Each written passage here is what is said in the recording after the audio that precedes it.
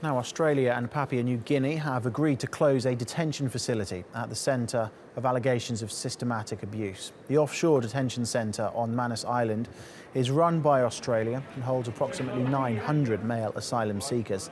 Nearly 3 months ago, the Papua New Guinea Supreme Court ruled their detention was illegal. There's been a legal battle since then over who's responsible for resettling the men. Well, aid agencies are welcoming the closure of the Manus Island facility, but some organisations are expressing concern the move may be a way of preempting next week's hearing in Papua New Guinea's Supreme Court. Lawyers representing asylum seekers are trying to get their clients released unconditionally.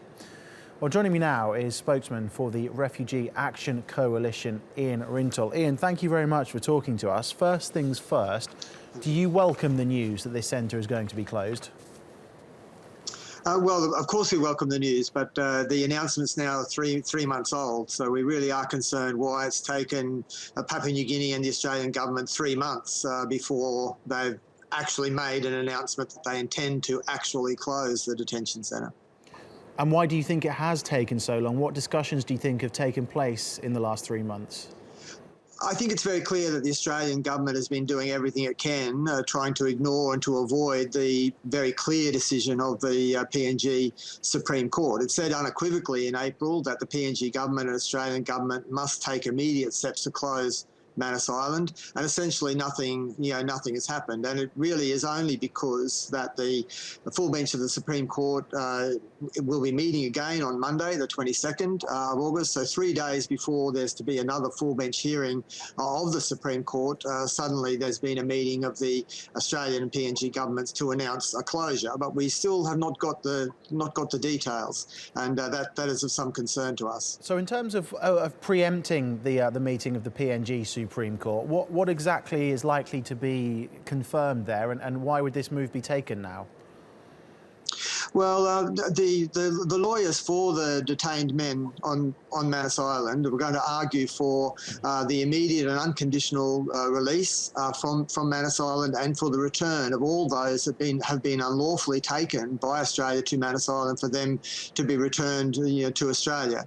Our concern is that the government is now going to try and go to the full bench hearing on Monday and either obfuscate this, or to argue for some delay, to suggest that there is some kind of arrangement or deal between the two governments that is going to put a real effect to the closure that was ordered in April. But that's our concern. We haven't got the details at all. It's not just a question anymore of the closure of Manus Island. The question is how do we get a secure and durable protection for the people who have been unlawfully held on Manus Island, who have been brutalised for 3 years. Many of them have been there 3 years and still have not got refugee determinations. So our argument is that the people who are on Manus Island were taken there unlawfully and should be returned to Australia and to get the protection that they need in Australia.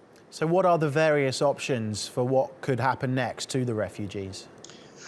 Well, there is some consideration, some thought that perhaps there is some way that people could stay on, in Papua New Guinea in some way, but there is no resettlement plan in Papua New Guinea. And as I've said, the PNG Supreme Court has already established that they were taken there, unlawfully. Nonetheless, the PNG government could try to retrospectively, establish visas for the people who are on Manus Island. For example, there's been some suggestion that Australia may be interested in picking and choosing between people who have been found to be refugees, people who are still asylum seekers, and people who have been rejected, and look for separate outcomes for different groups of people who are, on Manus Island. But as I said, I think it's fairly clear from the Supreme Court decision that everyone who was taken to Manus Island were taken there, unlawfully. That people can't remain in Papua New Guinea unless they actually choose to do so. So nonetheless, it doesn't mean that the two governments aren't going to try to conspire to try and overturn or subvert the court decision. Even a further delay. I mean, 3 months ago, the governments were ordered to close Manus Island. They've ignored that court decision for the last 3 months. So we are very concerned that the two governments may attempt to prolong the injustice for go another week, another month, another 2 months. As I said, the Australian government has been doing everything it can to avoid facing up to its responsibility and to the finding by the Supreme Court that Manus Island is unlawful. Okay, Ian, thank you very much for your thoughts.